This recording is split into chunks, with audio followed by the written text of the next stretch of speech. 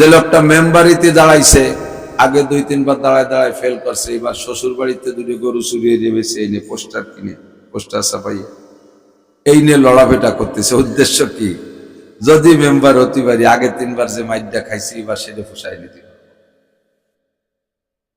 মাসে 1 টন পালিও বছরে 12 টন, 5 বরং 60 টন, 5 বছর থাকতে পারলে এবার মোটামুটি গ্যাপ করতে বন্ধ হয়ে ফেলতে পারবো। এই উদ্দেশ্যেই তো এত লড়াফেটা। যে যাই করি তার পিছনে উদ্দেশ্য আছে। তা আমরা সাধারণ মানুষ, আমাদের ক্ষণস্থায়ী জিন্দেগি, আমরা কে খালেক না, জমিরও খালেক না। খালেক মানে সৃষ্টিকর্তা। জমিরও খালেক না, গরুরও খালেক না। গরুটা আমি বানাই না, মুরগিটা আমি বানাই না, আমি কিছুই পারি না, আমিও মখলুক। আর যা নিয়ে নাড়াচাড়া করতেছি তাও মখলুক। তা আমি মখলুক হইয়া মখলুক নিয়ে নাড়াচাড়ার ভিতর দিয়ে যদি আমার প্রত্যেকটা হরকত সাকানাত, উঠা বসা, চাল চলন, কথা কাজের পিছনে যদি মোটা উদ্দেশ্য থাকে, আহকামুল হাকিমিন, সৃষ্টিকর্তা রব্বুল আলামিন কোটি কোটি মখলুক বানাইলেন, মানুষ বানাইলেন, এর পিছনে তার উদ্দেশ্য থাকতে পারে কিনা?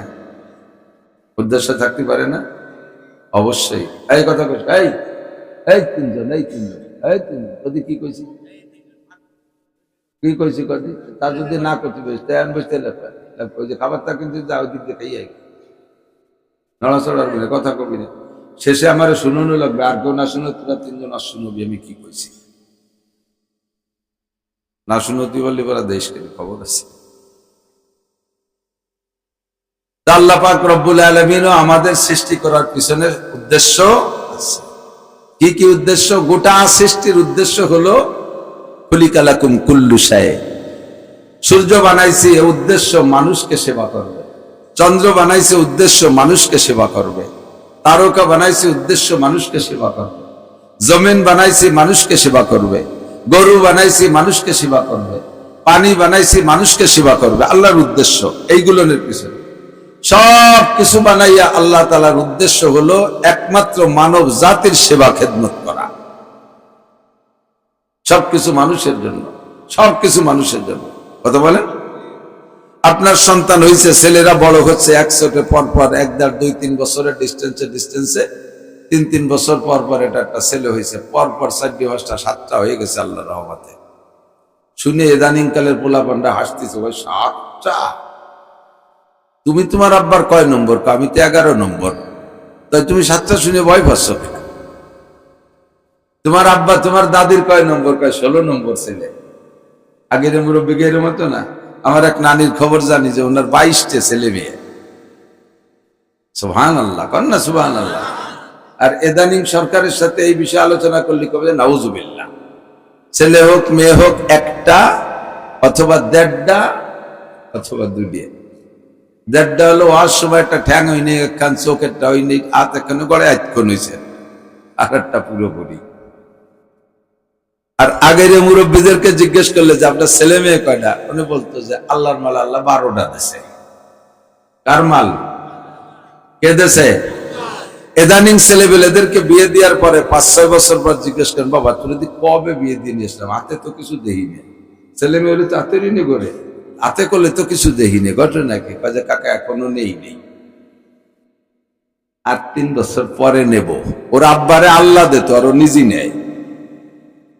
তো প্রথম 3-4 বছর যখন নেও নাই, তোমারটা তুমি ঠেয়াই রাখছো, দরজা তুমি বন্ধ করে রাখলে তার কেউ খুলতে পারবে না, নেও নাই। পরে যখন নেয়ার জন্য দরজা খুলতে যাবা, দরজা আর খুলবে না, জং করে টাইট হয়ে গেছে। বেশি বাঙ্গাই করলাম না, অল্পের মধ্যে বোঝেন। পরে হাজারো ডাক্তার কবিরাজ ইন্ডিয়া, মাদ্রাস, চেন্নাই, বোম্বে টম্বে যেখানে যান, আর হবে না, দরজা খিল টাইট হয়ে গেছে। আল্লাহর মাল আল্লাহ দেয়, ঠিক না? হস্তক্ষেপ করলে বিপদে পড়ে যেতে হবে। নবী আলাইহিস সালাম বলেন, একটু বলেই যাই, তাজাওয়াজুল ওয়াদুদাল ওয়ালুদ, বিবাহ করবা তো কোন জায়গা বিয়ে করবা? যে বংশের মেয়েরা সন্তান বেশি দেয় সেই বাড়ি বিয়ে করো। তোমার শাওড়ির যদি 1 ডজন হয়, তোমার কমপক্ষে 6টা হলেই হবে। তোমার দাদি শাওড়ির যদি 1 কুড়ি হয়, তোমার শাওড়ির যদি 10টা হয়, তাহলে তোমার 5টা হলেই হবে। যে বাড়ি মেয়ে ছেলেরা বাচ্চা বেশি দেয় সেই বাড়ি বিয়ে করো। আর আমরা খুঁজি কি? সুখী সংসার, ছেলে মেয়েদের 1টা অথবা 2টা। কারণ ছোট সংসার হলে ও বাড়ির লোকজন কম আছে, খাইয়ে পোষানো যাবে। আর যদি যে শালাশালি গুটিক খানি 4-5টা ডিম রান্না করলো চুলিগুলি একটু বাংযোগ করে দিল, খাইয়ে জুত পাওয়া যায় না। এই জন্য ওই বাড়ি অল্প ছোট সংসারে বিয়ে করবা। যদি যা সম্পদ আছে ভাগ হয়ে গেলে তো দুইটা হলিবার। আমি তো যদি মেয়েটা তো আমি বিয়ে করছি, তো মেয়েটা যদি অর্ধেকও পায় তাও 10 বিঘের কম না। আর যদি বাড়ি গুটিক খানি কয় তাহলে তো ভাগ করতে করতে 1-1.5 বিঘে সুবিধা দেবে না। এই জন্য যে বাড়ি ছেলে মেয়ে কম সেই বাড়ি খোঁজে। হুজুর কয় তাজাওয়াজুল ওয়াদুদাল বলুদ ফাইন্নী মুকাসিরুম বিকুমুল উমাম। যে বংশের মহিলারা বেশি বাচ্চা দেয় ওই বংশে বিয়ে করো, তোমার সন্তান বেশি হবে। তোমার সন্তান বেশি মানে আমার উম্মত বেশি। তুমি সন্তান জন্ম দেবে, আমার উম্মতের প্রোটেকশন বাড়বে। ফাইন্নী মুকাসিরুম বিকুমুল উমাম, হাসরের মাঠে আমি বেশি উম্মত নিয়ে গর্ব করব। আমার বেশি উম্মত হওয়ার পিছনে তুমি সহযোগিতা করেছো বিদায় তোমার জন্য আমি সুপারিশ করতে জন্য দাঁড়িয়ে যাব। আর তুমি যদি থামিয়ে যাও, ব্রেক করে গেলো, তাহলে ঘুরিয়ে ফিরে আসো, পরে দেয়া যাবে। যারা দাঁড়িয়ে আছেন সেনাবাহিনীর মতো একটু বসবেন নাকি? না পিছনে ঘন হয়ে গেছে, জায়গা হচ্ছে না। সামনের দিক যদি একটু আগায় বসেন, পিছনে লাগে বসতি দেওয়ার নিয়ত করে, একরামের নিয়তে একটু পাশা বসে আগায় আসলে 10 বছর ইতিকাফের নেকি। এত সহজ ইনকাম আর আমি আর কোনো জায়গা দেখিনি। একটু আগায় বসলে পাশা ঘষে আসতে হবে, খালি জুল দিলে হয় না। অনেকে ভাষা সরেন এরকম যায়, ফাঁকি দেয়, সব সহ আগায় আসতে হবে। আর পিছনে যারা দাঁড়িয়ে আছে তারা বসে বসে বয়ান শুনলে হযরত আব্বাস রাদিয়াল্লাহু তাআলা আনহুর সাথে জান্নাতে যাবে। কন্যা সুবহানাল্লাহ। হযরত আব্বাস রাদিয়াল্লাহু তাআলা আনহু, সাহাবায়ে কেরাম রাদিয়াল্লাহু আনহুমরা সবাই জান্নাতি। তাদের সাথে আপনারা জান্নাতি হবেন যারা দাঁড়িয়ে বয়ান শুনতেছেন। বসে বয়ান শুনলে ছোটরা, যুবকরা বসো, বসে পড়ো। বাসে উঠে দিই, লোকাল বাসে গোবিন্দপুর গোপালগঞ্জ যাইতে, তাই সিট নাই, সুপারভাইজার সিট দাও, সিট দাও। একটা সিটও নাই, তারপরে সিট স্যার কত সিট, তারপরে সানা বান্ধে দাঁড়াই দিয়েছে। আল্লাহ এদিক। তাহলে প্রত্যেকের কর্মজীবনে, জীবনের প্রত্যেকটা কাজের পিছনে উদ্দেশ্য আছে। আমার আপনার যে সন্তান হয়, 5টা ছেলে হইলে আমরা মনে মনে অপেক্ষা করি যে 5টা ছেলে আপাতত নুন খাই, ফ্যান খাই, যা খাই কষ্ট মষ্ট করি, কোনো মতে টেনে টুনি বাসায় রাখতে পারলি 16-17 বছর বয়স আর সাথে সাথে ঝাঁকা মারি বড় হওয়া শুরু হয়ে যাবে। সত্যি 5-7-10 বছরের মধ্যে 7টা ধরেই বিটা হয়ে গেছে। তো 7 ছেলে যদি এক চান্সে একে ধাক্কায় বিটা হয়ে যায়, তাহলে বুড়ো বাপেরও বুড়োকালে যৌবন ফিরে আসে। 7 ছেলের বাপ বুড়ো, সে সময় 8ম নম্বর সিরিয়ালে দাঁড়ায় যায়। 8 বাপ বেটা রাস্তায় যে হাঁটে, বুড়ো কালে 80 বছরের বুড়ো লুঙ্গির কেনি ধরে গোবিন্দপুর বয়লের বাজারের মধ্যে করে 7 ছেলের বাপ। একটা মনে আনন্দ। ছেলেগুলো লম্বা চম্বা হইলে যেখানে যাক সেটা কোনো না কোনো জায়গায় চাকরি বাকরি পাবে, মনে মনে একটা আশা। 7 ছেলেতে যদি ভ্যানও চালায়, 5-7 3500 টাকা, 3500 টাকা ডেলি, মাসে 1 লাখ টাকার উপরে কেই যেতে পারবো না, এমন একটা আশা করেন, ঠিক না? তা আমার আপনার সন্তান দিয়ে, সন্তান জন্মানোর পরে যদি আমরা এই আশা করতে পারি, প্রত্যেকটা প্রাণী তো জন্ম দেয় বাচ্চা, প্রত্যেকটা প্রাণীর বাচ্চা জন্ম হয় না, তাহলে তারাও তো তাদের বাচ্চা থেকে এরকম আশা করা উচিত ছিল। এই যে কুত্তর ডেলিভারি সিজন চলতেছে না, 1টা 2টা 3টে, একটা খুব কমই হয়, 3 4টে 5টা 7টা 8টা হয়েছে। সেদিন দেখলাম ফেসবুকে এক বিটি 7টারে বস্তা ভরে পানিতে ফেলাই মারি ফেলাইছে। 6টা 7টা যদি কোনো কুত্তর বাচ্চা হয় আর 7টা ধরে যদি পুত্র সন্তান হয়, ও মা কুত্তকে এই বলে আশা করতে পারে যে আর পাবলিকের বাড়ি যাইয়ে চলার বাড়ি খাওয়া লাগবে না, সেঙ্গা ভেঙ্গা খাওয়া লাগবে না, 1টা বছর অপেক্ষা করতে বলে 7টা ছেলে একবারে ঝাঁকা মেরে জোয়ান হয়ে যাবে। একটারে পুলিশ, একটা আর্মি, একটা বিডিআর, একটা আনসার, বিভিন্ন জায়গায় চাকরি দিয়ে আমি খালি খাড়ের মাসার তলে বসে বসে আল্লাহ বিল্লি আরবো, ওরা কামাই দিয়ে আনবে, খাবো আর আরাম করবো। এই কোনো কুত্ত মা কুত্তকে এই আশা হয়ে বসে থাকার কায়দা আছে? আল্লাহ কয় যে জন্ম দিবি তুই, ওর একটাও তোরে কামাই করে খাবে না। ওই কুত্তগুলো আমার বনিয়াদম রে খেদমত করবে, মানুষের বাড়ির নাইট ডিউটি করবে, রাতভর শ্রদ্ধা পড়াই বেড়াবে, পাহারা দেবে, বাজার পাহারা দেবে, ওরা মানুষের খেদমত করে। সন্তান তোমার হতে পারে, ওর পিছনে তোমার কোনো আশা নাই, ও সবকিছু মানুষের খেদমত করবে। কতক্ষণ ঠিক না? তো কুত্ত বলেন মানুষের খাদেম, গরু বলেন তারাও মানুষের খাদেম, শুয়োর বলেন তারাও মানুষের খাদেম। কত বলবো? আল্লাহ পাক নিজেই বলেন, তোমাদের জন্য, খেদমতের জন্য এত এত নিয়ামত বানাইছি। সারা দুনিয়ার সমস্ত মানুষ ঐক্যবদ্ধ ভাবে যদি আমার নিয়ামত রাজি গণনা করার চেষ্টা করো, তোমাদের সবার হায়াত শেষ হয়ে যাবে, আবার আর এক দল আসবে, তারা গুনবে, তাদের হায়াত শেষ হবে, তারা গুনবে, সমস্ত মানুষ আমার নিয়ামত রাজি গণনা করে শেষ করতে পারবে না। কন্যা সুবহানাল্লাহ। আরে সবই তোমাদের জন্য সৃষ্টি করেছি, কিন্তু তোমাদের বানাইছি অখলিকতুম লিল আখিরাহ অখলিকতুম লিল্লাহ। শুধুমাত্র মানুষ তোমাদেরকে বানানোর পিছনে আমার আলাদা উদ্দেশ্য, সেটা হলো তোমরা জান্নাতের জন্য তোমাদেরকে বানাইছি, তোমাদেরকে সৃষ্টি করেছি একমাত্র আমার ইবাদতেরই জন্য। তখন আমার আপনার খেদমতের জন্য যাদেরকে বানাইছে আল্লাহ তাআলা, তারা যদি আমার আপনার খেদমত ডিউটি সঠিকভাবে পালন না করে, তাদের উপরে কিন্তু আমাদের হস্তক্ষেপ করার অধিকার আছে। আমরা তা করেও বসি। গাই কিনছেন কি জন্য? কন্দি আলসাসের জন্য গাই কিনছেন। প্রত্যেক বছরে একটা বাচ্চা দেবে, ডেলি 3, 5, 7, 10 কেজি 20 কেজি দুধ দেবে। যদি এই গাইটা গর্ভধারণ না করে, বাচ্চা টাচ্চা না দেয়, বাচ্চা না দিলে তো দুধ হবে না। এই গাইরে কতদিন ভুসি খাওয়াবেন, কতদিন কলই খাওয়াবেন, কতদিন খের খাওয়াবেন? 1-2 বছর পাইলে বুঝে তারপর মিজাজ খারাপ হয়। তোরে যে উদ্দেশ্য কিনছি তা যদি আমার আদায়ই না হয়, খালি কুরবানির চার উঠুক, 10 তারিখ আসুক, তোরে জবই দেব। অথবা তোরে ভট্টাকার হাটে নিয়ে ব্যস্ত, গোপালপুরীর পরানপুরীর হাটে নিয়ে ব্যস্ত, ওই সিদ্ধান্ত নিয়ে ফেলেন। মোরগ কিনছেন কি জন্য? বাড়ি অনেকগুলো মুরগি আছে, একটা মোরগ থাকলে বাচ্চা ডিমগুলো ফোটে, সেই উদ্দেশ্যে মোরগের সেই ডিউটি। মোরগ খালি আজান দেয় আর বসে বসে আল্লাহ বিল্লাহ, সে তার ডিউটি পালন করে না। এই মোরগ কলবেনলি করে দিন, অতএব এই জবাই দিয়ে খাবেন না, বেশি বেলা দিন। মুরগি কিনছেন কি জন্য? যে 40টা ডিম পারবে, এক সিল্লে না দিয়ে থামবে না। 40টাই সিল্লে হয় না, এক সিল্লে ডিম পারবে, গোটা কড়ি খাইয়ে ফেলবো আর 20 দিয়ে বসায় দেবো। 21 দিন এতে কাপে বসে থাকবে, ডিম পেটের নিচে এতে কাপে বসে থাকবে। 21 দিন পরে বাচ্চা টপ টপ করে ফুটবে, এই উদ্দেশ্যে। আর মুরগিরে ডিম পালছেন, সে খালি খাইয়েই মারতে যাচ্ছে, কিন্তু বাচ্চাটা ডিম ফুট পারে না। তো এই মুরগিরে কি পালবো কোনোদিন? তার ব্যাপারে আমি সিদ্ধান্ত কি নেবো? হয়তো জবই দেখাবো, নয় বেশি ফেলাবো। কথা কন না কেন? পুত্র একটা পালছেন বাড়ির নাইট ডিউটির জন্য। শিয়াল, এই বাগানি এলাকা শিয়াল আছে, মোরগ মুরগিতে ধাওয়া মারে শিয়ালে। সেই সময় কুত্তরে পালছেন যে তুই শিয়ালকে দাবড়াই এক করে গোপীনাথপুর হাসপাতাল পার হয়ে দিবি। এবার শিয়াল আসলে এবার কুত্ত যে শিয়ালের সাথে কলিশন করে দুইজন এক সালার উপরে শুয়ে রয়েছে। সে কুত্তকে শিয়ালকে দেয় না, তাহলে এই কুত্তরে আর খাতি দেবেন কোনোদিন? চোর আসলে ডাহেড হয়ে নাই, একে দড়ি সে চলে যায় খাটের তলে, শিয়াল দেখলি বলিয়ে চলে যায় মাছার তলে। তাহলে এই শিয়ালরে আর কি খাওয়াবো? আমার উদ্দেশ্য যদি পালন না করে, উদ্দেশ্য পূরণ না করে, তাহলে তার ব্যাপারে আমি অ্যাকশনে চলে যাব, আমি একটু দেরি করবো না। ঠিক কি ঠিক না? আল্লাহ পাক রব্বুল আলামিন বলেন, তোমারও সৃষ্টি করেছি, তোমার পিছনে আমার উদ্দেশ্য আছে। কি উদ্দেশ্য বলো? ওয়ামা খালাকাতুল জিন্না ওয়াল ইনসা ইল্লা লিয়াবুদুন। দুইটা জাতি, জিন আর ইনসান, এই দুইটা জাতিকে উদ্দেশ্য সৃষ্টি করেছি একমাত্র। খেয়াল করতেছেন? কথায় ভালো মিলাতে পারতেছি বলে খালি শোনা পর্যন্ত শেষ না, কথাটা ধরে রাখতে হবে। জিন আর ইনসান দুইটা জাতিকে সৃষ্টি করেছি অন্য কোন উদ্দেশ্য নয়, একমাত্র শুধুমাত্র কেবলমাত্র আমার ইবাদতেরই জন্য। অন্য কিছু করতে পারবা না। তোমার গরুটা যদি সঠিক ডিউটি পালন না করে, তার ব্যাপারে যেমন তুমি সিদ্ধান্ত নিয়ে ফেলো।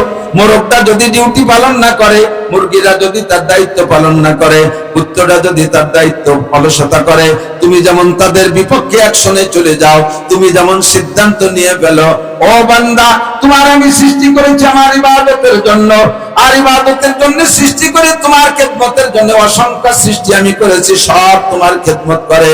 এবার তুমি যদি আমার উদ্দেশ্য বাস্তবায়ন না করো, আমার ইচ্ছা মতো, আমার হুকুম মতো না চলো, আমি আল্লাহ পাক তোমার এগেনস্ট সিদ্ধান্ত নিয়ে নিতে পারি।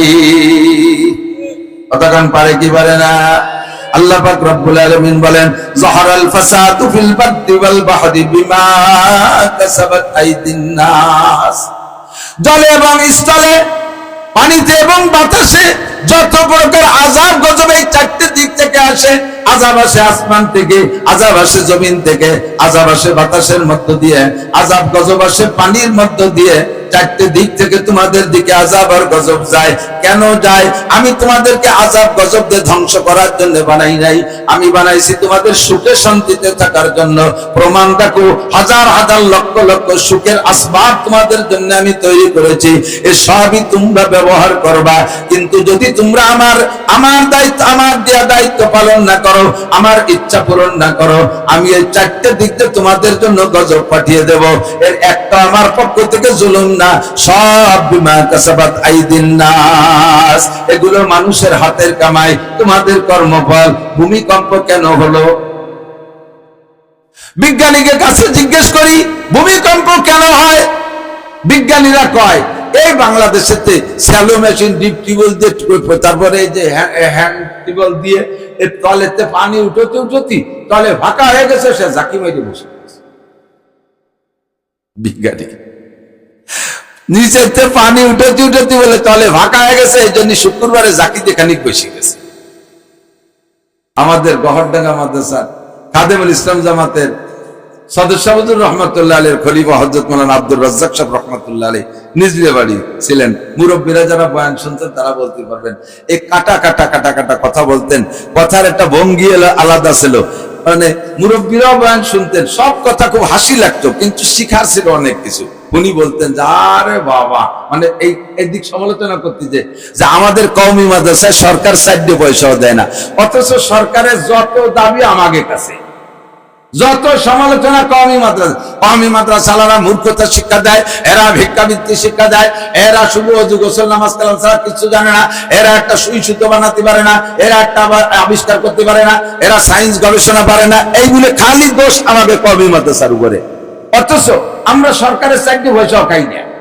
আপনাকে এই মাদ্রাসায় সরকারি টাকা দেয়, বেতন দেয়, ঘর বানায় দেয়, সবই আপনাদের কাছ থেকে আমাদের কালেকশন করে করা লাগে, ঠিক কিনা? অথচ সরকার, দুনিয়ার জেনারেল শিক্ষিতরা আমাদের কওমি মাদ্রাসার বড় অভিযোগ, এখানে মূর্খতা শিক্ষা দেওয়া হয়, এখানে বেকারত্ব শিক্ষা দেওয়া হয়, এখানে ভিক্ষাবৃত্তি শিক্ষা দেওয়া হয়। এই বলে আমাদের ঠাট্টা করে। পারো খালি নামাজ পড়তি, তোমরা পারো খালি কোরআন শরীফ পড়তি, পারো খালি মানুষের পকেট মারিয়া ফজাইল টজাইল করে পকেটে টাকা বের করে নিতি, তোমরা কি বানাতে পারো, এই বলে ঠাট্টা করে।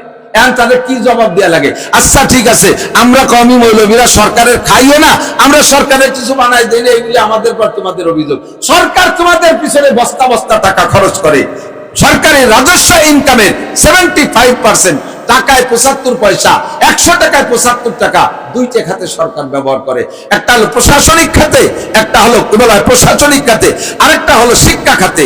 শিক্ষা খাত মানে তোমাদের জেনারেল শিক্ষা খাত, মেডিকেল সায়েন্স কলেজ বানাইতেছে, সায়েন্স কলেজ বানাইতেছে, মেডিকেল কলেজ বানাইতেছে, প্রযুক্তি বিশ্ববিদ্যালয় বানাইতেছে, এরপরে আরো কত কত বিশ্ববিদ্যালয়। এত বিজ্ঞান পড়াইলো সরকার তোমাদেরকে, ডাক্তারি পড়াইলো। তাহলে বাংলাদেশ সরকার তাৎক্ষণিক যারা থাকে, এমপি থাকুক, মন্ত্রী থাকুক, মোটামুটি শিল্পপতি, কোটিপতি, ভগ্নিপতি, রাষ্ট্রপতি, পয়সাপতি যারা আছে, এই স্বয়ং সরকারও বাংলাদেশের ডাক্তারদের কাছে আইজো বিশ্বাসের সাথে ওষুধ খায় না। একটু অসুখ হলি সিঙ্গাপুর চলে যায়, অসুস্থ হলি মাদ্রাস চলে যায়, বোম্বে চলে যায়, চেন্নাই চলে যায়, লন্ডন চলে যায়। তোমাদের পিছনে লক্ষ লক্ষ কোটি কোটি টাকা খরচ করে তোমরা কি কচু বানায় দেখাইছো? তোমাদের প্রযুক্তি বিশ্ববিদ্যালয় কোটি কোটি টাকা খরচ করতেছে, শত শত একর জায়গা, শত শত বিঘা জায়গা দিয়ে তোমাদের বড় বড় বিল্ডিং বানাই দিছে। তোমরা কি মেশিন বানাইছো? একটু সুইর ভাষাও কি হুটুয়ারা শিখছো? সুই বানালিও তার হুটুয়াতি ভাষা যে মেশিনটা, সেই মেশিনটা চায়নার থেকে কিনে আনা লাগে, ইন্ডিয়ার থেকে কিনে আনা লাগে। আজ একটা ড্রোন বানাতে পারো না, এখন একটা বন্দুক বানাতে পারো না, একটা রাইফেল বানাতে পারো না, একটা বোমা বানাতে পারো না, একটা কামান বানাইতে পারো না, একটা ট্যাঙ্ক বানাইতে পারো না। সরকার কোটি কোটি টাকা তোমাদের পিছনে খরচ করছে। নিজের পাশায় হাত দাও তো, তুমি মৌলবীকে ভাষা দিয়ে শুয়ে বেড়াও কে? এ কল আগে কি লাগে না? কথা কয় কল আগে কি লাগে না? তোমরা এত পয়সা খরচ করে কি বানাও? তোমাদের খেলার পিছনে বস্তা বই টাকা খরচ করে, ঠিক না? ফুটবল, এখানে স্টেডিয়াম, ওখানে স্টেডিয়াম, ফুটবল, ক্রিকেট, বইটিয়ে খুঁটুও, কত তাই তো বানানো লাগে। এত কিছু তোমাদের বিদেশের সাথে যোগাযোগ। বিদেশের থেকে আজ পর্যন্ত বিশ্বকাপ খেলায়, সারা পৃথিবীতে বিশ্বকাপ হয়, কোন খেলায় বাংলাদেশ আলার একটা কাপ আনতে পারছো? সে বড় কাপ বাদ দাও, একটা বাংলা সার কাপও কি আনতে পারছো? আমার মৌলবীকে টাকা দাও, আমার মৌলবীকে খেলার পিছনে সুযোগ যদি দেই, আল্লাহর রহমতে আমাদের মাদ্রাসার ছাত্রদের সাথে তোমরা স্কুল কলেজ আলার খেতে পারবা না। আমরা তোকে খেলতে দেই না, আটকায় রাখি, বাইন্দে সাইন্দে রাখি। তারপরে শুনি যে মাঝে মাঝে রুমি হঠাৎ করে ঢুকে দেই যে এই একটা কি পায় যেন পুরস্কার একটা ঝুলন হয়েছে, ওটা কি, এটা কি? হুজুর শাড়ি ধুসনি হুজুর, হুজুর দিয়ে বলেছে শাড়ি ধুসনি গিয়েছে সাথে যে সেদিন হাই স্কুলের লাগের সাথে ক্রিকেট খেলা হয়েছিল, ওইটি আমরা জিতে নিয়েছি। আমি যদিও খেলতে নিষেধ করিতে, জিতে আনছিস এই জন্য খুশি হলাম। যা যা ওই জিতিস লাই তুলা তুই রেজে কেনছো কেনসি রেজে। লক্ষ লক্ষ টাকা দিয়ে সরকার তোমাদের পালে। মাঝে মাঝে বলি একটা বাস্তব, সেদিনকে সেবারই ঘটনা, মানে 5-6 বছর আগের এক ঘটনা। আমি যাব ঢাকা থেকে চট্টগ্রাম যাব, এয়ারপোর্টে ঢুকছি, বিমানে যাবো, তা ওই জায়গায় যেয়ে দেই যে আমাকে বাংলাদেশের প্লেয়াররা মোটামুটি সাজিয়ে গুজে যাইতেছে ক্রিকেট টিম। ওরা আমার তো সেটে বক্তা হিসেবে, ওরাও তো অশ্বনের সুযোগ সুবিধা দেখে সব দৌড়েছে, হুজুর দোয়া করেন, হুজুর দোয়া করেন, হুজুর মুস্তাফা করলাম। সব কজন সাথে কোন জায়গায় যাচ্ছে, আমরা 3 দেশ টার্গেট করে যাচ্ছি, বাংলাদেশের টাইগাররা যাচ্ছে। মন্ত্রীরাও আছে, কয়েকজন আগায় দিতে এসে, এমপিরাও আছে, নেতারা আছে। বাংলাদেশের টাইগাররা হরিণ শিকার করতে যাচ্ছে। কোন কোন জায়গা? প্রথম যাবে শ্রীলঙ্কা, এরপরে যাবে ইন্ডিয়া, এরপরে পাকিস্তান যাবে, তারপরে ইন্ডিয়া। 3 দেশের থেকে হরিণ শিকার করে বাড়ি আসবে। কয় দিনের ম্যাচ? 3 তারিখে 9 দিনের ম্যাচ। 3 দিনের ম্যাচ। 3 তারিখে 9 দিনের ম্যাচের পরে বাড়ি আসবে। আমি তো ওই পত্রিকা দেখি, খবর একটু শুনি, তাদের যে ওরা 9 দিন চলে যায়, 10 দিন চলে যায়, 12 দিন চলে যায়, কোনো খবর নাই। আসলো কবে, কি গেল খুঁজে পাচ্ছি না। পরে ওই খেলা দেওয়া পার্টিকে জিজ্ঞেস করলাম, এই তারিখে যে টিমটা গেল হরিণ শিকার করতে, ওরা কি শিকার করে আসছে? ওরা তো টাইগার তো হরিণ শিকার করে, কি শিকার করেছে? ওরা কবে গেল তো আমি জানি, আসলো কবে? কয় যে 3 দেশে হারিয়ে গেছে, পরে বসতে ভ্যানে টেনে চলিয়েছে, টের পাইনি। তোমাদের এই কজনের পিছনে সরকারের ওই 9 দিনে কমপক্ষে 9 কোটি টাকা খরচ করছে, 9টা পয়সা কিচ্ছু আনতে পারো না। আর আমার মৌলভীকে ভিতরে সরকার 4টা পয়সা খরচ করে না, আর ইরাকান বিজ্ঞান প্রযুক্তিতে কিছু বানাতে পারে না, তাই বলে ক্রিটিসাইজ করো। তোমরা কি বানাও? আব্দুর রাজ্জাক সাহেব বিজ্ঞানী আমাকে পাইছো। ওরে বাবা, এরকম টানি মুখ সাইডে কথা, ওরে বাবা বিজ্ঞানী আমাকে পাইছো। এই যে ভাষা বার হইয়া কাঁচা যে নারকেল কাছে উঠলো, উঠিয়ে সেই পাহা নারকেলটা পাড়িয়ে নিয়ে তাই চললো, শুলিয়ে তার বের মতো হুটো হলো। এরপরে কোরআনি ডুয়ে যে ভিতরে নারকেল কোরাই বেরোয় খাইয়ে, সেই বাঁশের আগা একখান কাটিয়ে তার মাথার মধ্যে ডুয়োলো। এরপরে তার মাথায় মাটি দিয়ে কলকেটটা বানাই দিয়ে উপরে বসালো। সেই নারকেলের আসরে আবার জিনেরিতে প্যারাক দিয়ে হুটো হলো, ওর মধ্যে আবার বদনা দিয়ে পানি ডুয়োলো। এরপরে তামুক মাহাইয়ে সেই কলকের মধ্যে দিয়ে সেই নারকেলের সেই ফাঁসড়েতে ফুটো আছে, ওর মধ্যে দিয়ে চুমুক দিয়ে কড়াস কড়াস কড়াস কড়াস শব্দ হইয়ে সেই দুমো ব্যাটের মধ্যে নিয়ে নাক দিয়ে, চোখ দিয়ে, কান দিয়ে, গাল দিয়ে, ভাষায় দিয়ে সারে। বিজ্ঞানী আমাকে পাইছে, বিজ্ঞানী আমাকে পাইছো। হাসতে হাসতে ছোটপা মাদ্রাসায় করেছিল, মনে নানুপুরি হুজুর, যশোরে হুজুর, কাইসেন হুজুর, গড়ডাঙ্গার মোহতান চৌমন হুজুর, 5 জন ওনার স্টেজে বসে হাসতে হাসতে কান্দি দিতেছে। একটা বাস্তব কথা বলেন, ঠিক না? বানাও, প্রযুক্তি বিশ্ববিদ্যালয় থেকে কিছু বানাও, অস্ত্র বানাও। কেন পরের দেশের থেকে আজ অস্ত্র ভাড়া করে খাবো? এই দেশের একজন অফিসার রে, সেনাবাহিনীর অফিসার রে এখনো পর্যন্ত প্রশিক্ষণ নিতে চায়না পাঠানো লাগে, আমেরিকা পাঠানো লাগে, ইন্ডিয়া পাঠানো লাগে। কেন? বাংলাদেশে কি তোমরা কি লেখাপড়া জানো না? দাইয়ে ভাইয়া বুড়ির ভাষায়, আর বোমাটা হুজুররা বানায়, হুজুররা সায়েন্স পড়ে না, বোমাটা তারা বানায়, আর তোমরা ভুড়ি টুড়িয়ে একটা সুনসুটা দিয়ে একটা টুল্লা বানাতে পারো না। জাগা মতো আবদেশি। তো জিজ্ঞেস করছে বিজ্ঞানী, তুমি কয়দিন ভূমিকম্প কেন হয়? যে তলেতে পানি উঠে ফেলেছে, সে যাইলে এখানে বসে গেছে। তাহলে বিজ্ঞানী আমাকে ভাইছো, তাই কয়া লাগে না? আল্লাহু আকবার। ভূমিকম্প কেন হয়? আল্লাহু আকবার। আল্লাহ পাক বলে, বিমা কাসাবাত আইদিন নাস, মানুষের হাতের কামাই। তোমরা যখন আমার দেয়া দায়িত্ব পালন না করবে, আমার উদ্দেশ্য পূরণ না করবে, ভূমিকম্প হবে, ভূধস হবে, অগ্নিবৃষ্টি হবে, অনাবৃষ্টি হবে, অতিবৃষ্টি হবে, জলোচ্ছ্বাস হবে, ঘূর্ণিঝড় হবে, টর্নেডো হবে, নার্গিস হবে, আইলা হবে, আমপান হবে, বুলবুল হবে, পানি হবে, একের পর এক আসতে তালে থাকবে। কানে জামিন কুতি আসিল তুফাতা তাবা, তসবির সুতো কেটে দিলে দানাগুলো যেমন টপ টপ করে পড়ে, একের পর এক পড়তে থাকবে। ওই সময় দোয়া মুনাজাত করে ঠেকাইতে পারবা না, জালালি খতম করে ঠেকাতে পারবা না, দোয়া ইউনুস পড়ে ঠেকাইতে পারবা না, কারণ অন্যায় আগে করে বসেছো। আল্লাহ পাকের পক্ষ থেকে বরাদ্দ হয়ে গেছে, যদি ওখান থেকে বাঁচতে হয়, আমি আল্লাহ পাক যে উদ্দেশ্যে তোমার সৃষ্টি করেছি, আমার উদ্দেশ্য বাস্তবায়নের ব্যাপারে সচেষ্ট হও। ওমা খালাকুল জিন্না ওয়াল ইনসা ইল্লা লিয়াবুদুন, জিন আর ইনসান দুইটা জাতিকে বানাইছি একমাত্র আমার ইবাদতেরই জন্য। একটু বলবেন কি জন্য?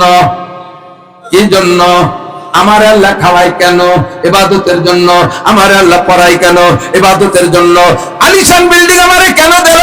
ওর 50 তলা মাথার উপরে আমি এসি সেট কইরা আরামে ঘুমাবো সেজন্য নয়। আল্লাহ আমাকে নিয়ামত দান করেছেন, 100 তলা দালানের তৌফিক যদি দেয়, কোনো ভুল নাই, কোনো সমস্যা নাই।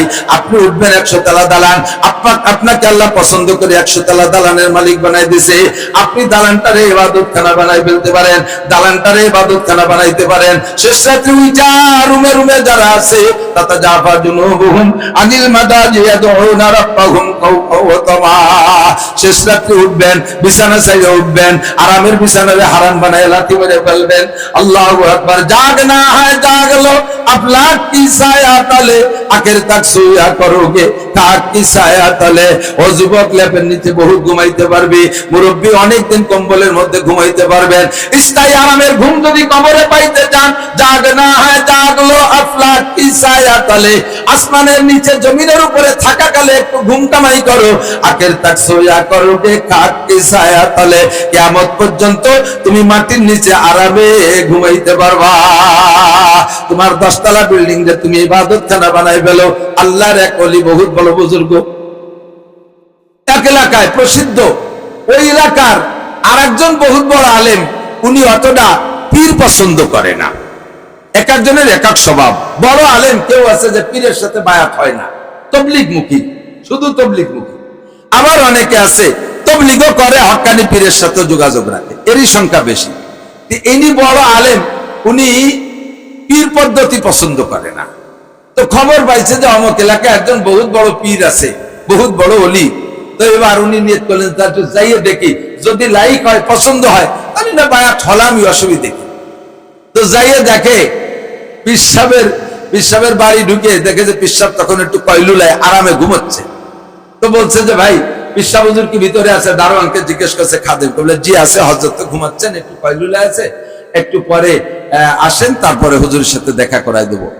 তো উনি যাইয়া পিসাব এলে, এই যে কি পিসাবের বাড়ি, এদিকে 100 তলা দালান, ওদিকে 200 তলা দালান, এদিকে 100 হাত দালান, ওদিকে 200 হাত দালান, এ পাশে 5 তলা, ও পাশে 7 তলা, ও পাশে 10 তলা, বিশাল বিশাল বিল্ডিং, কয়েকশো একর জায়গা নিয়ে খালি বিল্ডিং আর বিল্ডিং, সুন্দর সুন্দর বিল্ডিং।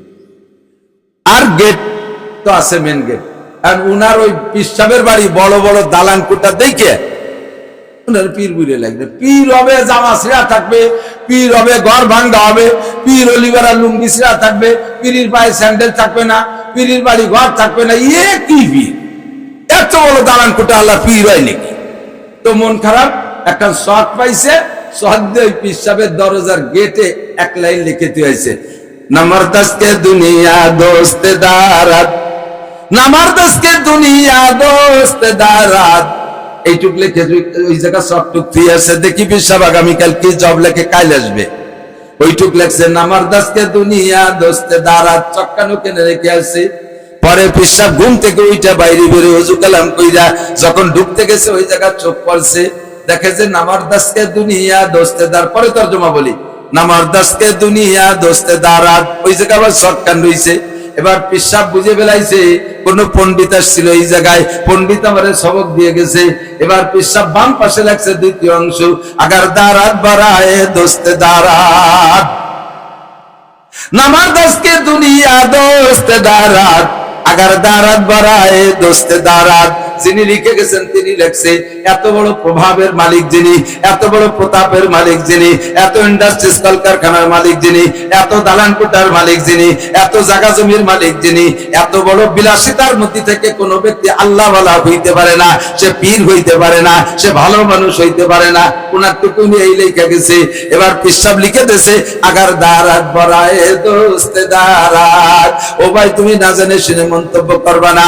এই দালান কোঠা ঘর বাড়ি যা কিছু হতে পারে দোস্তের জন্য হতে পারে, আল্লাহর জন্য হতে পারে। কিভাবে হতে পারে তুমি একটু ভিতরে আইসা জানতে পারবা। পরের দিন যখন ওই আলেম সাহেব আবার আসছে, আইসা দ্বিতীয় অংশ লেখা দেখা এবার উনি দুর্বল হয়ে গেছে। তাহলে যে জানতে হবে এত বড় বড় বিল্ডিং কার জন্য বানাইলো। এবার যে দরবারে ভিতরে ঢুকছে, ঢুকে যে দেখে পেশাব হুজুর কোনো উঁচু খাটে বসা না, কোনো সোফা সেটে বসা না, কোনো গালিচার উপরে বসা না, মোটা কোনো তোষক নাই, দামি কোনো বেড বিছানা নাই। উনি আছে একটা বিল্ডিং এর মধ্যে ঠিক, কিন্তু উনি যে জায়গা বসবাস করে যতটুকের মধ্যে উনি থাকেন অতটুক ফ্লোরটা কাঁচা, মাটির ফ্লোর। ওই জায়গা খেজুরের একটা পাটি বিছানো, আর মাথার নিচের বালিশটা, মাথার নিচের বালিশ খেজুরের সর্প পেঁচাইয়া। নরমাল মাটির বাসন, মাটির বদ্দা, মাটির গিলাস, বিলাসিতা আর কিছুই নিজের না। যাইয়ে দরবারে বসে যে চোখ তোমার বন্ধ হয়ে গেছে, চোখ সানা বড়া হয়ে গেছে, যে বলছে হযরত গতকাল ওই অংশ আমি লিখেছিলাম, ঢুকার কোনো ইচ্ছা ছিল না, আজকে দ্বিতীয় অংশ দেখে ঢুকলাম। এত বড় বড় বিল্ডিং আপনি লিখেছেন, এগুলো আল্লাহর জন্য দোস্তের জন্য বানাইছি। কেন এই বিল্ডিং গুলো কাদের? হুজুর বলেন চলেন যে একটু দেখে আসি। একটা বিল্ডিং এর মধ্যে ঢুকছে 1000 মানুষ, সবই দুস্থ অসহায় অসহায় মানুষ। আর এক বিল্ডিং এর মধ্যে ঢুকছে 2000 পোলাপান, সবই এতিম। আর একটার মধ্যে ঢুকছে, এর ভিতরে সব ঘর পোড়া বাড়ি পোড়া নদী ভাঙ্গনের মানুষ, এদের কোনো জায়গা নাই, আশ্রয় নাই। এই জায়গায় সবগুলো ওনার বাড়ি আসে, ওনার যে সম্পদ আছে সেখান থেকে আয় যা হয় তাই দিয়ে মেহমান গুলোকে লালন পালন করে। ও বাবা, এত মানুষকে আমি বসবাস করতে জায়গা দেবো কোথায়? এই জন্য আমি উঁচু উঁচু বিল্ডিং বানাইছি। ওর একটা আমি ব্যবহার করি না, ওর একটা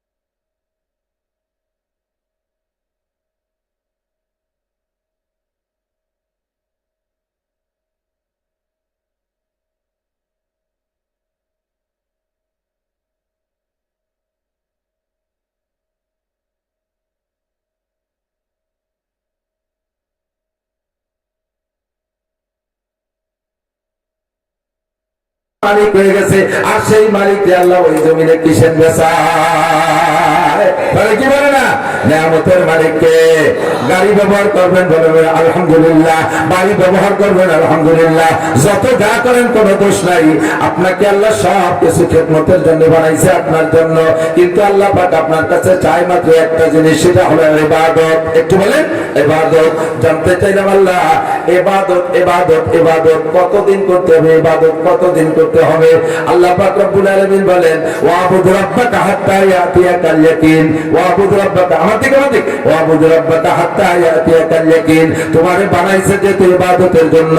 তুমি চেয়ারম্যান মেম্বার বানানো হওয়ার জন্য তোমারে বানাই নেই, এমপি মন্ত্রী হওয়ার জন্য তোমারে বানাই নেই, শিল্পপতি কোটিপতি হওয়ার জন্য তোমারে বানাই নেই, দশজন ছেলের প্রোডাকশন দিবা সেজন্য তোমারে বানানো হয় নাই, হাজার হাজার বিঘা জমির মালিক হবা এজন্য তোমারে বানানো হয় নাই, তোমার ইন্ডাস্ট্রিজ কলকারখানার মালিক হওয়ার জন্য তোমারে বানানো হয় নাই।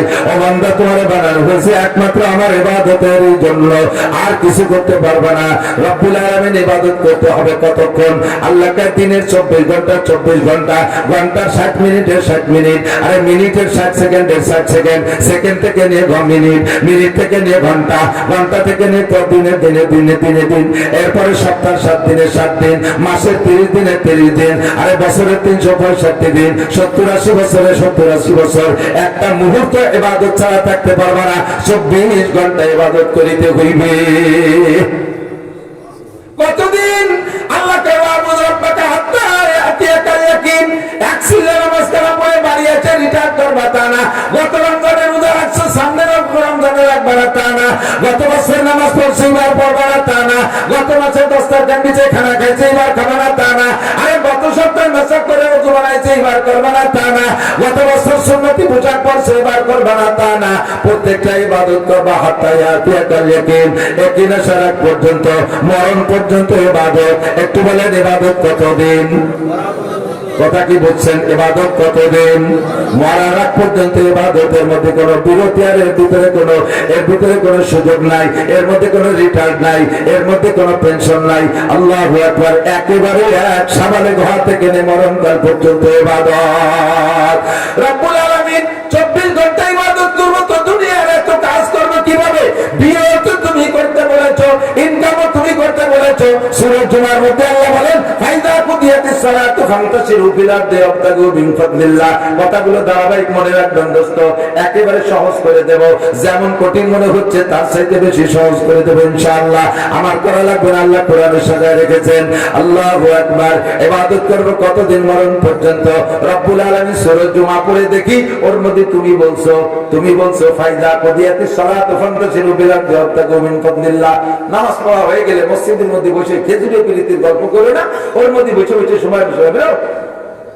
নামাজ পড়া হয়েছে, জি আল্লাহ হচ্ছে, তারা বসে হয়েছে, যাবো কোন জায়গা? ধান কাটতে যা, তুই ভ্যান চালাতে যা, তুই বাস চালাতে যা, নসিমন ড্রাইভার নসিমনে যা, দোকানদার দোকানে যা, পুলিশ তোমার ডিউটিতে যাও, আর্মি তোমার ডিউটিতে যাও, বিডিআর তোমার ডিউটিতে যাও, মাস্টার তুমি স্কুল কলেজে যাও, ছাত্ররা স্কুলে পড়তে যা, যারা যেখানে আছে সেখানে যা অবতাগু ইলাইহি। আল্লাহর কাছে যে হালাল রুজি উপার্জন কর, তাড়াতাড়ি বেরো, মসজিদে বসে থাকা লাগবে। আল্লাহ তুমি বললে 24 ঘন্টা ইবাদত, আবার তুমি দিয়ে বললে যে মসজিদে বার হয়ে যা, তাড়াতাড়ি রিজিক কামাই কর। কামাই করতে গেলে তো 8 ঘন্টা লাগে, আর ওই 8 ঘন্টা তো দুনিয়ার পিছনে চলে যাবো। আমি ইবাদত করবো কিভাবে 24 ঘন্টা?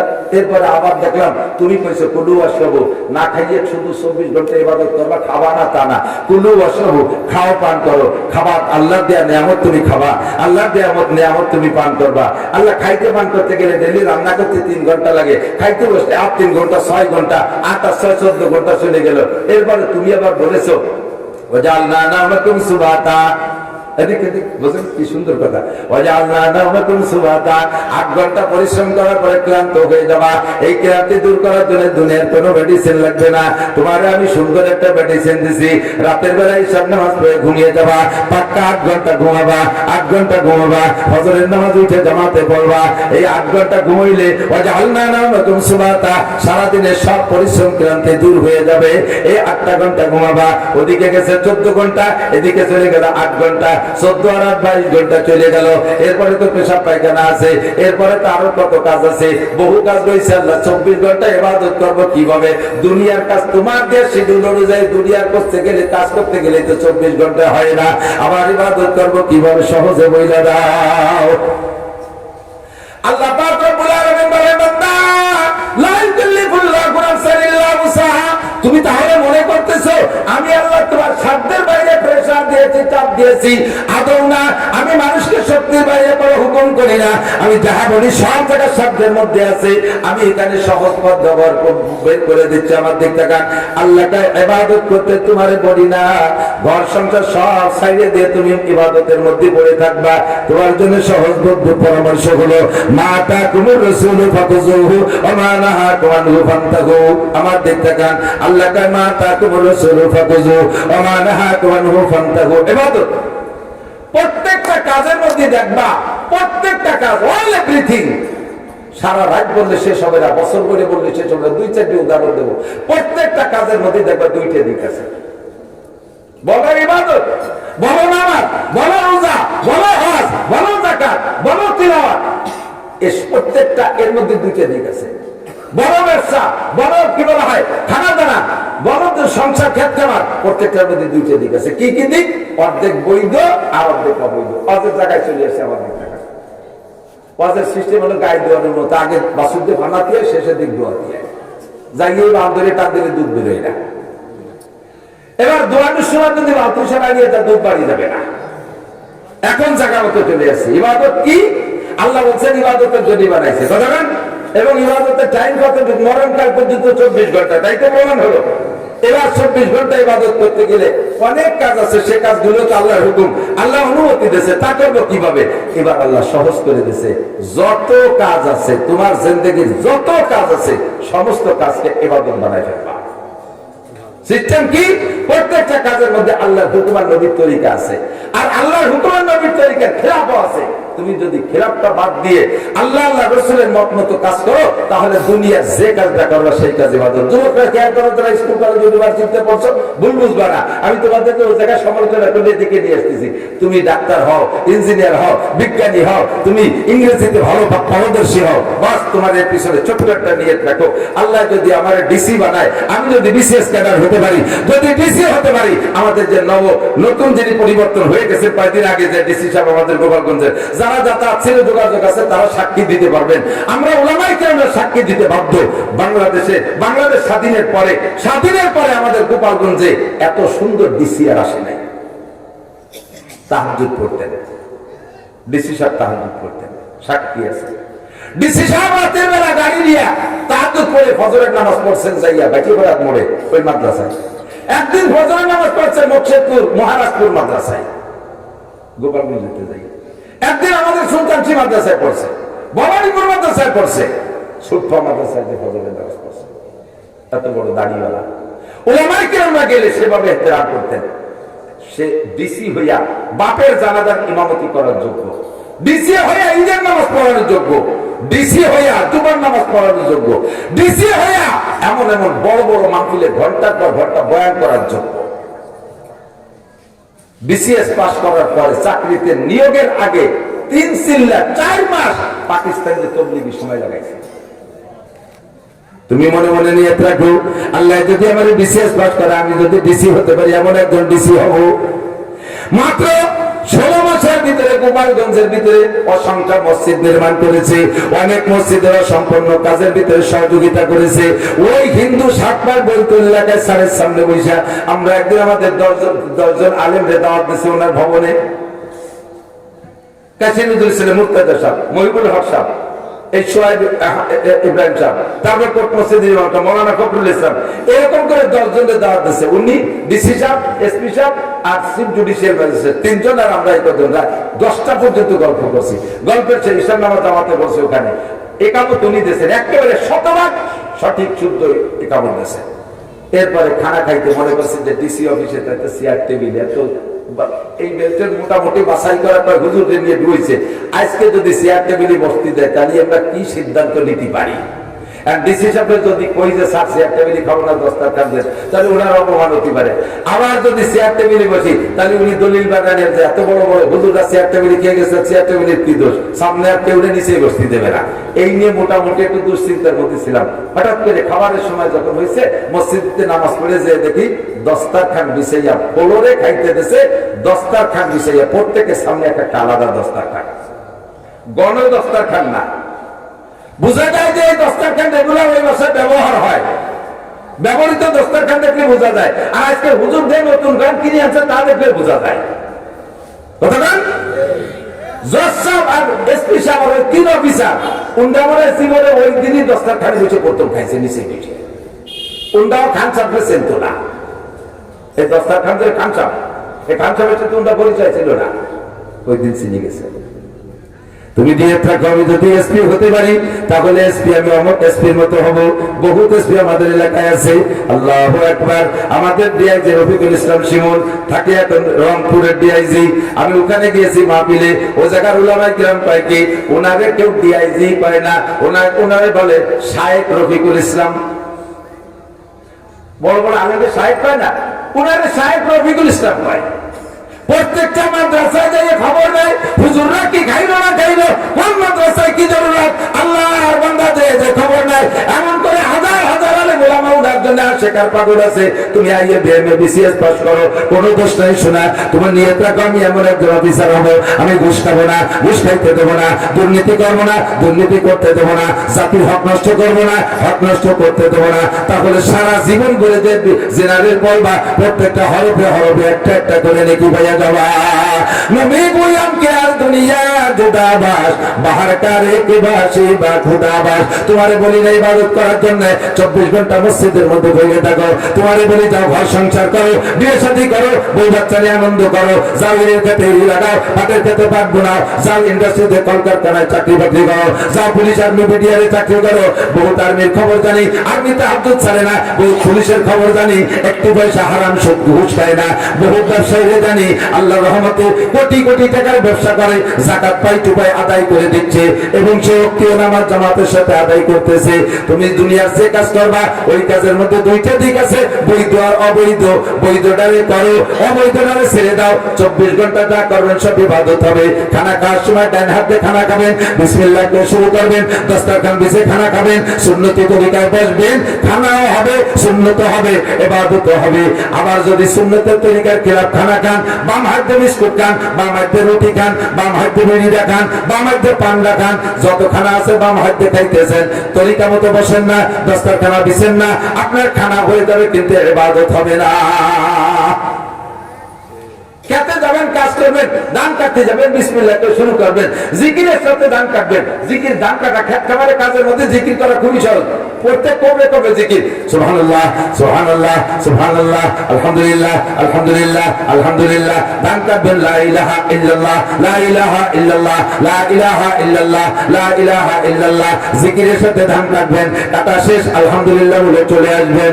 যে কাজ করবেন বিসমিল্লাহ, হালাল কাজগুলো বিসমিল্লাহ বলে শুরু, আলহামদুলিল্লাহ বলে শেষ। ওই দুনিয়ার কাজটা আপনার ইবাদতে পরিণত হবে। আলাদা টাইম দেওয়া লাগবে না, সময় যেহেতু কম, সব কাজগুলো আমরা ইবাদত বানাবো। রাজি আছেন ইনশাআল্লাহ? রাজি আছেন? খানা খাবো, দস্তারখানা বিছে, রাজি আছেন? হ্যাঁ। যদি কেউ মাজায় সমস্যা থাকে নিচে বসতে না পারেন, তাহলে চেয়ার টেবিলে বসেন, কিন্তু নিয়ত রাখেন যে আল্লাহ আমার অসুস্থতার কারণে পারতেছি না, মূল ওইভাবে নিচে বসে খাওয়া না। এদিক যুবকরা সবাই খেয়াল করবেন, জামাটা পরবেন, বাম হাত আগে ঢুকাইয়া ডান হাত পরে ঢুকে বোতাম লাগাবেন, পরা হবে, ইবাদত হবে না। ডান হাত আগে ঢুকে বাম হাত পরে ঢুকে বোতাম লাগাবেন, পরা হবে, ইবাদত হবে। প্যান্ট পাজামা পরবেন, বাম পা আগে ঢুকে ডান পা পরে ঢুকাবেন, পরা হবে, ইবাদত হবে না। ডান পা আগে ঢুকাইয়া বাম পা পরে ঢুকাবেন, পরাও হবে, ইবাদত হবে। কথা কি বোঝা যাচ্ছে? জুতার মধ্যে ডান পা আগে ঢুকাবেন, বাম পা পরে ঢুকাবেন, পরাও হবে, ইবাদত হবে। বাম পা আগে ঢুকাইয়া ডান পা পরে ঢুকাবেন, পরাও হবে, ইবাদত হবে না। আপনি খোলার সময় আবার ডান পা আগে খুলে বাম পা পরে খুলবেন, খোলা হবে, ইবাদত হবে না। খোলার সময় বাম পা আগে খুলে ডান পা পরে খুলবেন, খোলাও হবে, ইবাদত হবে। এমন করে প্রত্যেকটা কাজ। আল্লাহ বুঝছে ইবাদত করে। প্রতিদান কি? ইবাদত করলে কি হবে কও? আল্লাহটা আমি কোন ইবাদতের প্রতিদান সম্পূর্ণ আখিরাতের জন্য রাখি না, প্রত্যেকটা ইবাদতের প্রতিদান আমি দুই ভাগ করি, বড় অংশটা আখিরাতের জন্য রেখে দিই, আর দুনিয়ার যে জিনিসটা একান্ত প্রয়োজন সেইটা আমি দেই। যেমন দেখেন প্রত্যেকটা ইবাদতের প্রতিদান দুই ভাগ। মানে হাফেজ আলা সাহেব যুবক আমার দিক থেকে চাকরি পাওয়া, ব্যবসা পাওয়া, কর্ম পাওয়া, সরকারের পিছনে পিছনে গড়ে তাদের 5 লাখ 7 লাখ টাকা ঘুষ দিয়ে পিছনে পিছনে দৌড়াও, কিছুদিন পর টাকাও মার যায়, চাকরিও পাও না, আল্লাহ রুজির বরকত দেবেন। নবী পাক বলেন মানে হাফেজ আলা সালাওয়াত, যে ব্যক্তি 5 ওয়াক্ত নামাজ পড়ে, আকরামাহুল্লাহু বিখামসি কিসাল, আল্লাহ তাআলা 5টি পুরস্কার দেয়। 4টি পুরস্কার বলার পরে একটা পুরস্কার দুনিয়ায়, সেইটা হলো ইরফান হুজিকুল আইশ, নামাজি ব্যক্তিকে আল্লাহ পাক দুনিয়ায় কখনো অভাব দেয় না। যে ব্যক্তি হজ করে আল্লাহ তাআলা তাকে হজ্জে মাবরুরের বিনিময়ে একমাত্র জান্নাতে রেখেছেন। আর হাদিসে আছে আল্লাহর নবী বলেন যেই ব্যক্তি হালাল টাকা দিয়ে হজ করে ওই লোকটার জীবদ্দশায় দুনিয়ায় কোনোদিন অভাব হয় না। যে লোকটা যাকাত দেয় আখিরাতে মোটা প্রতিদান, যাকাতের বিনিময়ে নবী পাক বলেন যাকাত ইউনিন মাল, যাকাত দিলে দুনিয়ায় মাল বাইরে যায়। রমজানের রোজা রাখে আখিরাতে পাবো, আল্লাহ পাক রব্বুল আলামিন সমস্ত রোজাদারের মুখে উঠে খানা খাওয়াবে। জোরে কোন সুবহানাল্লাহ। এটা হলো আখিরাতের পাওনা। হাদিসে আছে আল্লাহর নবী বলেন রমজান মাসে ইউজাদু ফীহি রিজকুল মুমিন, রমজান মাসে রোজাদারের রুজিতে আল্লাহ বরকত বাড়াইয়া দেয়। কথাটা ঠিক না? এমনি সময় বেশি খান না রমজানে বেশি খান? অবশ্যই রমজানে বেশি খান। ইফতারিতে যা খান আজকাল কি সন্ধ্যের আগে তাই খান, যাই এক খান টোস্ট, একটা চা, একটা বিড়ি অথবা একটা পান। আর ওই সময় 20 প্রকারের ইফতারি প্রত্যেকে যা আছে তার খবরই নাই।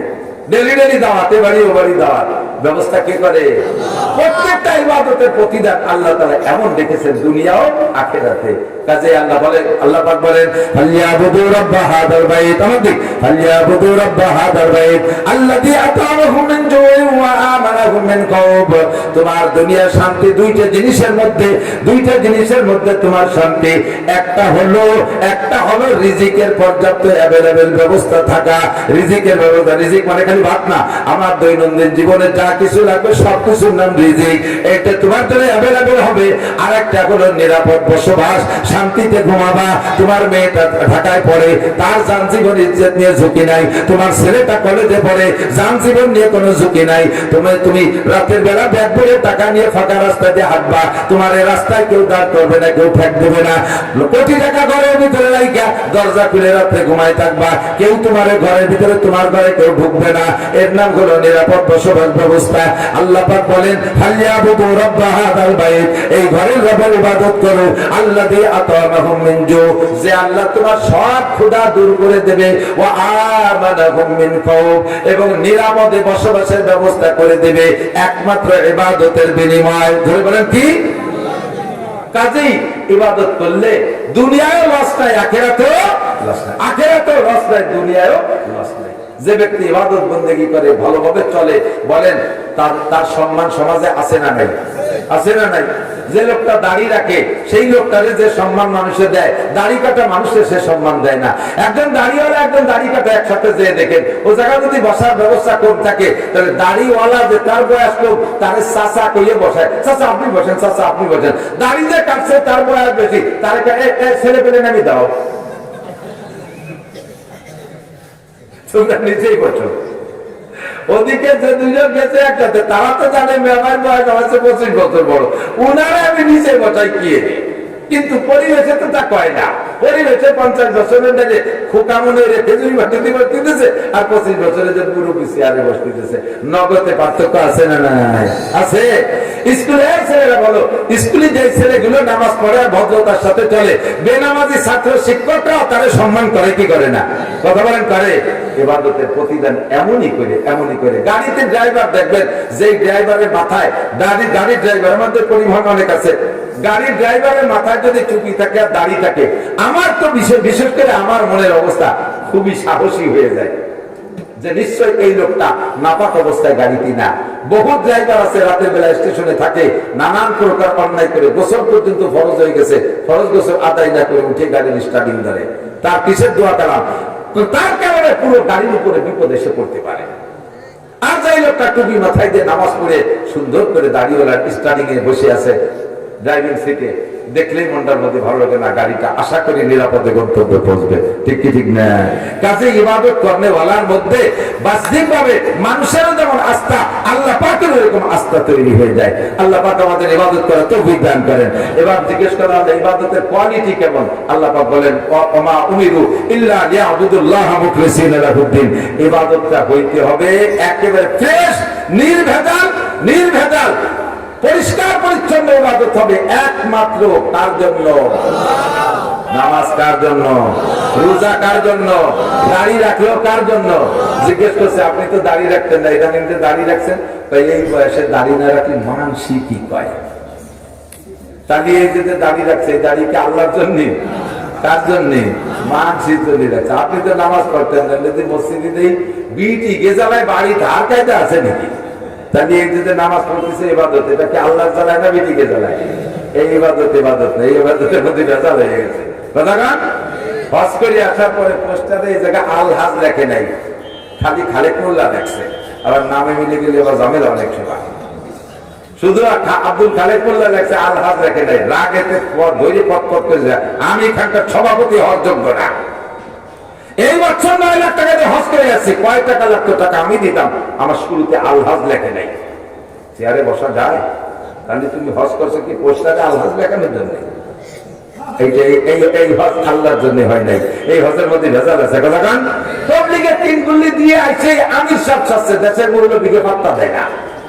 কথা কান হুজুর গেলে আগে কোন সাকে ও গালিতে মাদ্রাসা খায়, পরে রতে বেগুন যে খায়, 4 টাকা টিফিন কারি পাঠায় দেয়, ভরে দিয়ে গাদায় খাইয়ে বসে বসে এরা দিনের কোনো কাজ করতেছে না, দাওয়াতের কোনো কাজ করতেছে না, ও বাড়ি দাওয়াতের কাজ করতেছে। বেকারি বিস্কুট পাউরুটির বেকারি আছে না, বেকারির ভিতরে বিস্কুট পাউরুটি বানায় যারা, একেবারে টেকনিশিয়ান, তাই তো? এই টেকনিশিয়ানরা ওখানে মাল বানায়।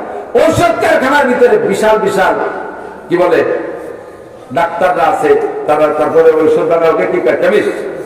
এই কেমিস্ট ডাক্তাররা ঔষধ বানায়, তাদের এক একজনের বেতন 3 লাখ 4 লাখ 5 লাখ টাকা। কিছুক্ষণের ভিতরে ঔষধ বানায় টানায় দিয়ে তারা আরামসে যায়, আরামে এসি বিল্ডিং এর মধ্যে ঘুমায়। আর উন্ডা যে ঔষধ বানায় দেয়, তাই এই যে দোকানে দোকানে ফেরিয়ে বেড়ায় একবার, তাই না?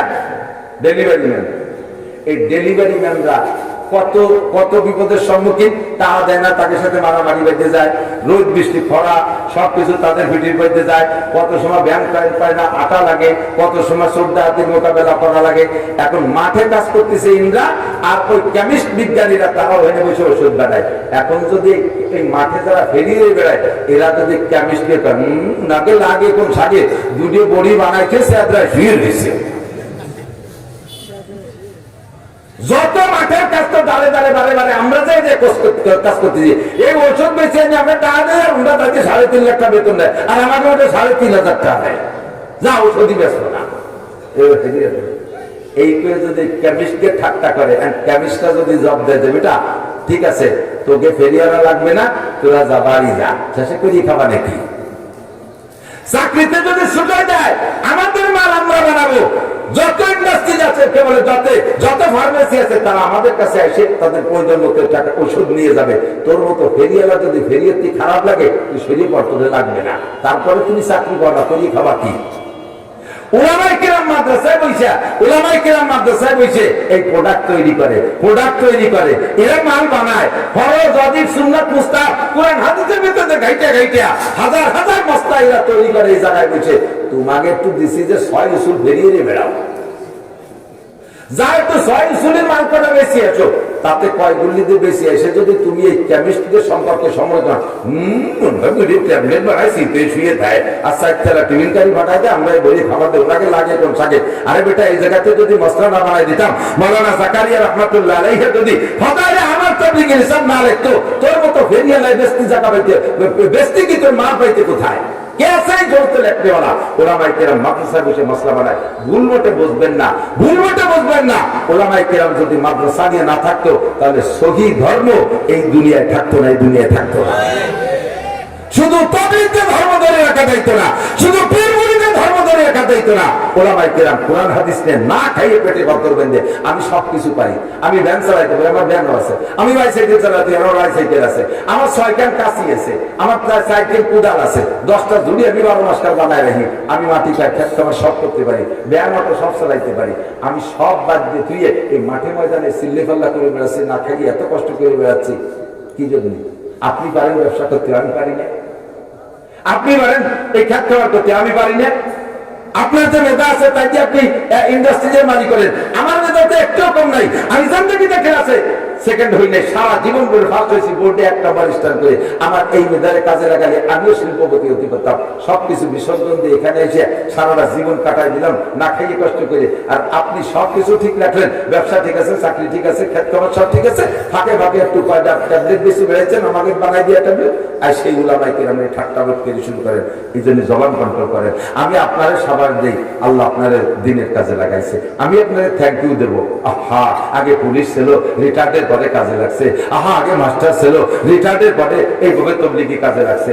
আল্লাহ আপনাদের কবুল করছে, আমি আপনাদের থ্যাংক ইউ দেবো, পিঠে হাত মালিশ করবো যদি আপনি আমাকে সম্মান করেন, যদি আপনি আমাকে বড় জানেন। আর আপনি আমার বলবেন মৌলবী আগে কোন সাগে, তাহলে বলবো মিয়া 30 বছর চাকরি করিয়ে ঘুষ খাইয়ে বস্তা বেরিয়ে গাদি দিয়ে থুয়ে বুড়ো কালে আমার কাছে একটা গুল্লি দিয়ে 3 চিল্লে দিয়ে এসে তুমি সুখী সাপসাচ্ছ, তখনই আমার আপনার মধ্যে দ্বন্দ্ব শুরু হয়ে যাবে। কতক্ষণ আপনাকে বিব্রত হইতে আসে নাই যে অপনি পারে সকলের তারে, সকলে মিলা প্রত্যেকে মিলা পরের তারে। পীরের কাছে মুরিদ হয়ে আইছা এলাকায় পীর সাজে বসে থাকে, তবলিগে চিল্লে দিয়ে আইছা এলাকায় আমির সাহেব সাজে বসে থাকে। এগুলো সব এবার কি বলে ইখলাসের পরিপন্থী, এগুলো সব ইখলাসের পরিপন্থী। তবলিগ করবো কার জন্য? পীরের কাছে মুরিদ হবো কার জন্য? তাহাজ্জুদ দেশটার চাঁদ পড়বো কার জন্য? মাসিক সব গুজারি করবো কার জন্য?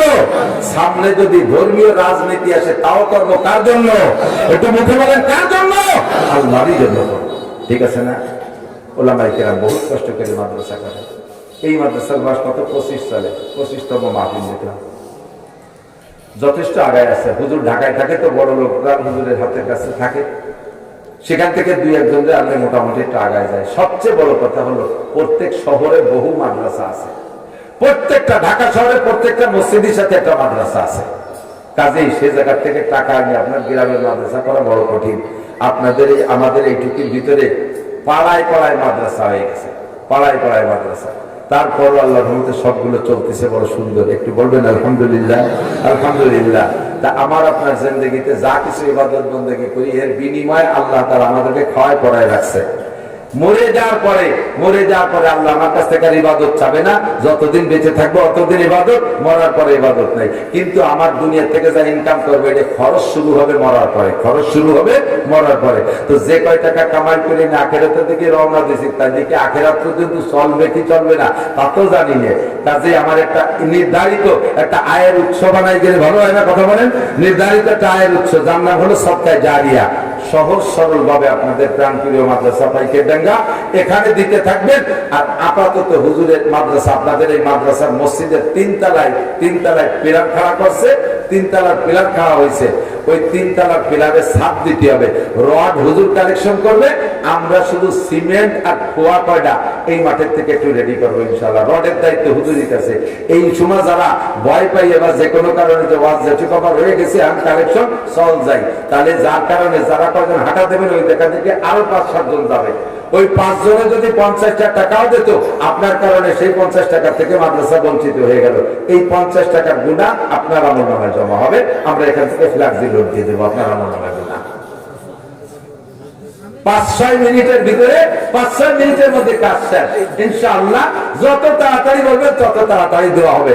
আমার পরিশ্রমের কথা শুনলে আপনারা আশ্চর্য হবেন। আমি আর বলতে চাই না, একটু বলি। সবে মাত্র প্রত্যেক দিন প্রায় 1 দিন 2 দিন পরে এক দিনে 3-3টে বিভাগ ঘুরি। কালকে